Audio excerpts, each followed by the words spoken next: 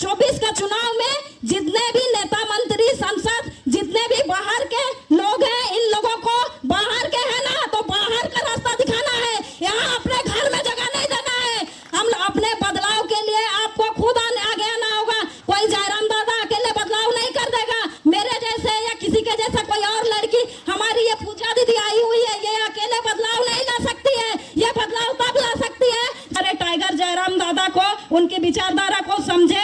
और हम लोग अब अगर एक बदलाव चाहते हैं तो वो किसी से नहीं होगा, हमारे टाइगर जयराम दादा से होगा और आपसे होगा बदलाव। तो इसका भी समीक्षा होना जरूरी है कि किस पार्टी ने हमारे क्षेत्र में कितना काम किया है, नहीं किया है। और जो हमारा विधायक या संसद जिसको हम लोग चुन रहे हैं वो हमारा यहाँ का है या बाहरी है। उसको जब चुनाव में कोई उम्मीदवार आता है आपसे वोट मांगने ना, तो उसको पूछिए के लिए हमारे लिए जो हमारी वर्तमान सरकार है इसका भी अभी देखिए सत्ता में आकर के लगभग कार्यकाल पूरा होने वाला है। लेकिन इन 5 वर्षों ने जो वर्तमान सरकार है इसने भी हम लोगों के लिए क्या किया।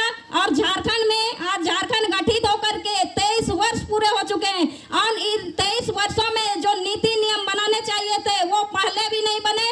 और हमारी जो वर्तमान सरकार है जिसको हम लोगों ने बहुत उम्मीद के साथ, जो स्थानीय सरकार है, स्थानीय पार्टी है, ये देख करके हम लोग सरकार बनाने का काम किए। और ये जो हमारी वर्तमान सरकार है इन्होंने भी वही किया कि अभी तक भी जो हमारे राज्य के हित के लिए, राज्य के विकास के लिए, यहाँ के आदिवासी मूलवासी लोगों को हक अधिकार दिलाने के लिए जो नीति नियम बनाने चाहिए थे वो नीति नियम अब तक नहीं बने हैं। हमारे जो जमीन का संरक्षण कैसे होगा, एसपीटी सीएनटी लागू होने के बावजूद भी अवैध तरीके से हमारे जमीन को खरीदा जा रहा है, कब्जा किया जा रहा है। तो ये सब चीज से अब हम लोगों को सचेत होना है। और इन 23 वर्षों में जो झारखंड का एक पहचान है स्थानीयता, तो हमारी स्थानीय नीति ही परिभाषित नहीं हो पाई है कि कौन झारखंडी है और कौन बाहरी है। तो ऐसे में तो बाहरी लोगों का जितना समावेश हुआ है उसको रोकने के लिए हम लोगों को स्थानीय नीति यहाँ पर होना बहुत जरूरी है।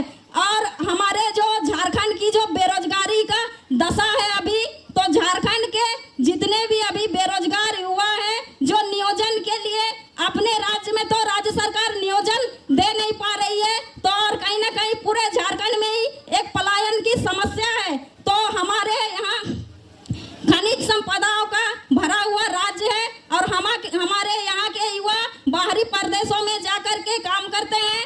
बाहर में जाकर काम करने से उनको कितनी चुनौतियों का सामना करना पड़ता है। और हमारे झारखंड में बाहर प्रदेशों के लोग आकर के यहाँ के खनिज संपदा को या उससे वो जितना भी यहाँ का रिसोर्स है उसको पूरा देश भर में उससे लाभ लिया जा रहा है। और जो हमारे यहाँ के युवा हैं वो आज हमारी तरह बेरोजगार भटक रहे हैं दर दर। तो इस तरह से क्यों हो रहा है? ये इसीलिए हो रहा है क्योंकि हमारे राज्य में नियोजन नीति नहीं है। और जब तक नियोजन नीति नहीं बनेगी तो यहाँ के जो स्थानीय युवा हैं, यहाँ के जो स्थानीय लोग हैं, उनको नियोजन कैसे मिल पाएगा।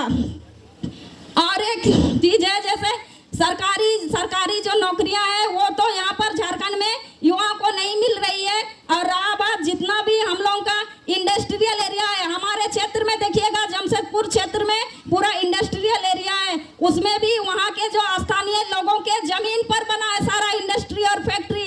लेकिन वहाँ के जो स्थानीय लोग हैं उनको 3rd और 4th ग्रेड में नौकरी के लिए उनके लिए उनको रिजर्व नहीं रखा गया है। और ये होना चाहिए क्योंकि हमारी जमीन पर आज ये जो फैक्ट्री बस रहे हैं, जितना भी जमीन का अधिग्रहण हुआ है, चाहे हम लोग किसी सरकारी प्रोजेक्ट के लिए अपनी जमीन दे रहे हो, चाहे हम लोग किसी भी देखिए जहाँ कहीं फैक्ट्री या इंडस्ट्री बसती है तो हम लोगों को एक तो वो लोग सपना दिखा देते हैं कि आपके क्षेत्र का विकास होगा इससे और आपके क्षेत्र के युवाओं को रोजगार दिया जाएगा। लेकिन जब फैक्ट्री या इंडस्ट्री बस जाता है या फिर वो अपना तो विकास कर लेते हैं, लेकिन वहाँ की जो जनता है उनका विकास वो नहीं करते हैं। वो बस अपना विकास करने के लिए यहाँ के जो संसाधन है, यहाँ के जो लोग हैं उनका बस उपयोग करते हैं। और हमारी जो जनता है वो पहले पिछले 23 वर्षों में जैसे थी आज भी वही परिस्थितियां हैं गांव घर में। और आपके क्षेत्र में और एक चीज देखने मिलता है। मैं कोल्हान से आती हूँ। हमारे कोल्हान में दहेज प्रथा नहीं है। जैसे लड़कियों की शादी हम लोग करवाते हैं तो यहाँ जैसे दहेज सुनने को आता है कि यहाँ पर दहेज प्रथा है, तो दहेज प्रथा ऐसा है ना, पूरे ही मानव समाज के लिए एक अभिशाप है। हम लोग अपनी अपनी बेटियों को कैसे दहेज देंगे, उसका शादी कैसे करवाएंगे, इस चिंता में माता पिता काम करते हैं। जीवन भर मेहनत मजदूरी करके भी शादी के लिए पैसा जोड़ते हैं। तो वही चीज अगर हम अपनी बेटियों को बेटियों को शिक्षित करेंगे, शिक्षा देने में वही पैसा लगाएंगे, तो हमारी बेटियां कल शिक्षित होकर के वो खुद उस काबिल बनेंगी कि वो खुद आप जैसे लोगों का और पूरे झारखंड का दिशा बदलने में अपना योगदान दे पाएगी। हमारे झारखंड की बेटियां कमजोर नहीं है, और हमारा जो झारखंड है, झारखंड के लोग इतने मेहनती हैं, इतने कर्मठ हैं, लेकिन जो सत्ता में बैठे हुए लोग हैं और जो भी हमारे जो प्रशासनिक अधिकारी हैं, प्रशासन में भी इतना भ्रष्टाचार है कि यहाँ के जो कर्मठ लोग हैं बस उनको मजदूर बना के इस तरह से रखना चाहते हैं। इनको ऊपर उठने देना ही नहीं चाहते हैं, हमेशा दबा के रखना चाहते हैं, ताकि हम लोग शिक्षित होंगे तो हम लोग कानून को समझेंगे, संविधान को समझेंगे, हमारे हक अधिकार को समझेंगे। और जब तक हम हमारे हक अधिकार को नहीं समझेंगे, जागरूक नहीं होंगे, नीति नियम को नहीं समझेंगे, तब तक हम लोग जो आज बदलाव का एक संकल्पना लेकर के पूरे राज्य में इतना आंदोलन कर रहे हैं, तो उससे क्या होगा? वो तब हो पाएगा, सफल तब होगा जब आपके जैसे यहाँ बैठे हुई महिलाएं आगे आएंगी और पूरे राज्य में जो बदलाव करने के लिए आज हम लोग जगह जगह आंदोलन कर रहे हैं। हमारे टाइगर दादा, हमारी पूजा दीदी आई हुई है, तो और हमारी बेबी दीदी है हमारे कोल्हान से ही, तो ये लोगों को आज और ऐसे ही हजारों क्रांतिकारी भाइयों को आज घर से निकलने की जरूरत क्यों पड़ी है? क्योंकि हम लोगों ने उस पीड़ा को सहा है कि यहाँ के जो झारखंड वासी है, यहाँ के जो मूलवासी है, इनकी कोई नहीं सुनता है। इनके साथ आखिर कब होगा न्याय? तो इतने आज 13 वर्षों में यहाँ के लोगों को सरकार यहाँ पहचान नहीं दिला पाई है, तो आगे भी हम लोग और किस पार्टी पे उम्मीद करेंगे? बड़ी पार्टी को चेहरा देख के वोट देंगे? पहले हम उससे सवाल करेंगे। आज तक जो हमारे क्षेत्र का जो प्रतिनिधित्व किया, हमारे राज्य में जो शासन किया, तो प्रशासन व्यवस्था को इतना भ्रष्टाचार आ जाए तो वो भ्रष्टाचार को क्यों नहीं मिटाया? पहला काम होना चाहिए कि अपना क्षेत्र से या अपने जो प्रशासन का जो ये है, हमारे जो प्रखंड है, हमारे जो जिला कार्यालय है, इनमें जो भी अफसर बैठे हुए होते हैं, ये ज्यादातर जो ऊपर ग्रेड के अफसर होते हैं, ये बाहरी अफसर होते हैं। और बाहरी अफसर यहाँ के जो जमीन के नीति नियम है, यहाँ के जो खनिज संपदा है, यहाँ के जो भी जानकारी उनको होती है, चाहे वो कानून की जानकारी होती है, तो वो जनता को लाभ पहुंचाने के लिए, पब्लिक को लाभ पहुंचाने के लिए उसका उपयोग नहीं करते हैं, बल्कि अपनी जानकारी का, अपना पावर का हमेशा वो दुरुपयोग करते हैं। और उसका जो जमीन के माफिया लोग होते हैं, जो बाहरी लोग होते हैं, उनको उल्टा जाके रास्ता बताते हैं, उनको बुद्धि देते हैं कि आप इस तरीके से इस चीज को हथिया सकते हैं, इस जगह में जमीन ले सकते हैं, और इसमें हमारे ही लोग कहीं ना कहीं मिले हुए होते हैं। तो ऐसे लोगों को भी वो लोग अगर बाहरियों का साथ दे रहे हैं, तो कब तक? कुछ चंद पैसों के लिए ना साथ दे रहे हैं, वो पैसा कितना पीढ़ी खाएगा? लेकिन जो हमारी आने वाली पीढ़ी इससे जो बर्बाद हो रही है, आज हमारी पीढ़ी को देखिए, हमारे पीढ़ी में बिल्कुल भी युवाओं में रोजगार नहीं है। सभी युवा, लगभग यहाँ के झारखंड के युवा बेरोजगार हैं। तो ऐसी स्थिति आज की पीढ़ी में है, तो हमारी जो आने वाली पीढ़ी है, ऐसे जो छोटे छोटे अभी जो बच्चे हैं, ये लड़ाई उन सब के लिए हम लोग लड़ रहे हैं। हमारा तो कैरियर और फ्यूचर अभी क्या बचा है? भाई हम लोग नौकरी का आस करेंगे, एक नौकरी के लिए भी एक एज लिमिट होता है, और वहां तक पहुंचाने के लिए हमारे जो माता पिता हैं हमें उस योग्य बनाते हैं। हमारे माता पिता मजदूरी करते हैं, खेत में काम करते हैं, लेकिन बच्चों से, बेटियों से बोलते हैं, बेटी तुम स्कूल जाओ, खेत में जो भी काम होगा, जो भी बाकी काम होगा, जो भी समस्या आएगी वो हम लोग देखेंगे। तो इस तरह से हम लोगों को इतने वर्ष तक अपने जो माता पिता हैं पढ़ाने लिखाने में अपना पूरा जीवन देते हैं, और हम लोग आज किस पे डिपेंड है? सरकार पे डिपेंड है नौकरी के लिए। पढ़ाने के बाद भी हम लोग खुद से नौकरी नहीं ले सकते हैं, क्योंकि कोई भी राज्य चलता है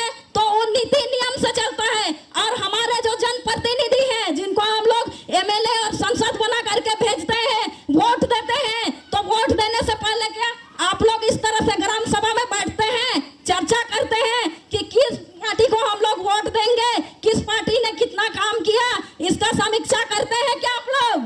करते हैं? नहीं करते हैं। तो इसका भी समीक्षा होना जरूरी है कि किस पार्टी ने हमारे क्षेत्र में कितना काम किया है, नहीं किया है। और जो हमारा विधायक या सांसद जिसको हम लोग चुन रहे हैं वो हमारा यहाँ का है या बाहरी है, उसको जब चुनाव में कोई उम्मीदवार आता है आपसे वोट मांगने ना, तो उसको पूछिए कि वो कहाँ का है, सारा चीज। आज हम लोगों को अफसोस की बात है कि आज आंदोलन हो रहा तो हमारे राज्य के जो युवा है और राज्य की जो जनता है इतना जागी है, नहीं तो कल तक ऐसा स्थिति था झारखंड में कि हम लोगों को खुद चुनाव आता था, चुनाव आके फिर चला जाता था पर्व त्योहार की तरह, और हम लोगों को पता नहीं चलता था कि हमारे क्षेत्र में जो प्रतिनिधि चुनाव लड़ रहा है या जिनको हम लोग अपना बहुमूल्य वोट दे रहे हैं तो वो प्रतिनिधि हमारे यहाँ का है, झारखंड का है कि किसी यूपी बिहार से आया हुआ है। तो इस तरह का 2024 का चुनाव में जितने भी नेता मंत्री सांसद जितने भी बाहर के लोग हैं, इन लोगों को बाहर के है ना तो बाहर का रास्ता दिखाना है, यहाँ अपने घर में जगह नहीं देना है। हम लोग कोई आता है मेहमान ना तो उसको 2 दिन रखते हैं, 8 दिन रखते हैं घर में, लेकिन वो आके यहाँ पर हमारे घर परिवार में हस्तक्षेप करेगा, हमारे नीति नियम के साथ खेलेगा, तो हम लोग उसको घर में रखेंगे क्या? नहीं रखेंगे। तो इसी तरह से जो बाहरी विधायक सांसदों को, हमारा राज्य ऐसा है, यहाँ के लोग कर्मठ है, मेहनती है और इतने बोले वाले हैं कि ये लोग संसद का चुनाव लड़ रहे हैं, विधायक का चुनाव लड़ रहे हैं, तो एरिया का विकास करेंगे, नीति नियम बनाएंगे, ये चीज सोच के कि ये लोग पढ़े लिखे लोग हैं और हमारे लिए कुछ करेंगे, यही आशा के साथ हम लोग चुनाव में वोट देते हैं। लेकिन हमें वोट हमारा बहुत ही कीमती है और पहले महिलाओं को वोट देने का अधिकार नहीं था। ये जो स्वतंत्र होके हम लोग आज सभा कर रहे हैं तो ये हमारे संविधान के जनक भीमराव अंबेडकर जी ने हमारी महिलाओं को, हमारे देशवासियों को ऐसा एक अधिकार दिया है, ऐसी स्वतंत्रता दी है। तो आज हम लोग एक सभा कर पा रहे हैं, अपने विचारों को रख पा रहे हैं। तो आप लोग आपके रामगढ़ में, छतरपुर में बदलाव के लिए तैयार हैं? आप लोग आज जो सुनने के लिए आए हैं तो बस सुन के घर में जाके फिर वही पुराना तरीका अपनाइएगा तो नहीं चलेगा। अभी बदलाव के लिए आपका जो युवा लोग तो सामने आ रहे हैं, लेकिन आप लोग जो बूढ़ी बूढ़ी माता लोग बैठी हुई है, इन लोगों को जब इतनी ताकत इन लोगों में है कि आज हम लोग को इस धरती में जन्म देके इस योग बनाया है, एक बेटी होने के बाद भी तो हम लोगों को इस योग बनाया है, तो क्या ऐसे लोगों को खत्म करने के लिए जो यहाँ की खनिज संपदा को लूट रहे हैं, यहाँ के युवाओं का भविष्य को बर्बाद कर रहे हैं, तो ऐसे लोगों को बाहर का रास्ता दिखाने के लिए आप सबको एकजुट होना होगा और एकजुट होके बोलना होगा। जहाँ हमारे युवाओं को रोजगार नहीं है, जहाँ हमारा नीति नियम नहीं है, तो किस चीज का हम तुमको वोट देंगे और किस चीज के लिए हम लोग सरकार बनाएंगे? हम लोग सरकार नहीं बनाएंगे, और बनाएंगे तो हम लोगों के जो बेरोजगार युवा है, इन लोगों में इतनी ताकत है, इन लोगों में इतनी समझ है कि वो लोग खुद सदन में जाकर के उन लोग अपना नीति नियम बनाएंगे जो हमारी राज्य की जनता के लिए, हमारे युवाओं के लिए, हमारे आदिवासी मूलवासी लोगों के लिए क्या नीति नियम सही है, ये हमारे लोग समझेंगे। बाहर का कोई प्रतिनिधि आके नहीं समझेगा। उस टाइम तो कोई मतलब चंद पैसों के लिए गांव में हर आदमी किसी भी पार्टी से मिला हुआ नहीं होता है, लेकिन कोई ना कोई आदमी ऐसा होता है जो किसी पार्टी से साठ-गांठ करके वोट को दिला देता है। तो आज के डेट में भी ऐसा है कि हम लोग अपनी स्वेच्छा से वोट को नहीं दे रहे हैं, स्वेच्छा से मतदान नहीं कर रहे हैं, क्योंकि हम लोग स्वेच्छा से मतदान कैसे करेंगे? हम लोगों को पता ही नहीं है कि मतदान क्या है, मतदान का अधिकार क्या है, मतदान क्यों कर रहे हैं। तो ये सब चीज है, तो हम लोगों को सब चीज को समझना है और उसके बाद हम लोगों को मतदान करना है। तो इस तरह से आप लोग अभी झारखंड में जो पिछले 2 सालों से आंदोलन हुए हैं, चाहे वो भाषाई आंदोलन हो, चाहे वो खतियान आंदोलन हो, चाहे 60-40 नियोजन नीति का आंदोलन हो, तो इस तरह से झारखंड में जो आज इतने युवा जागृत हुए हैं, एकत्रित हुए हैं और हम लोग जो संगठित हुए हैं, तो हम लोगों को अपने संगठन को, अपने जेबीकेएसएस के संगठन को, जेबीकेएसएस के विचारधारा को जन जन तक पहुंचाना है और अपने हक अधिकार की इस लड़ाई में आप महिला लोगों को भी सबको आगे आना है